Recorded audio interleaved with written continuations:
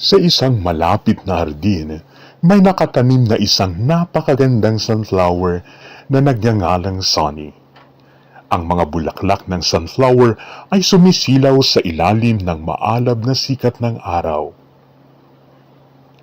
Ngunit sa isang tabi, may isang munting halaman na nagngangalang Milo na laging nangangailangan ng liwanag. Nilapitan ni Sunny si Milo at sinabi, "Huwag kang mag-alala, kaibigan. Ako na ang bahalang magbigay ng liwanag sa iyo." Pinag-ugma niya ang kanyang mga dahon para matapunan ng sikat ng araw si Milo.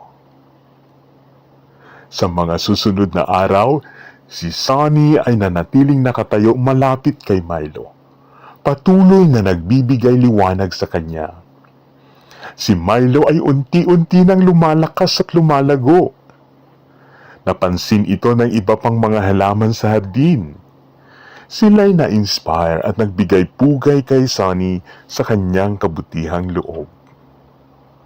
At mula noon, ang mga halaman sa hardin ay nagkaroon ng mas malalim na pagkakaibigan. At ang munting sunflower na si Sunny ay patuloy na nagbibigay liwanag sa lahat. Hindi lamang sa pamamagitan ng sikat ng araw, kundi pati na rin sa pagmamahal at pag-aalaga sa isa't isa.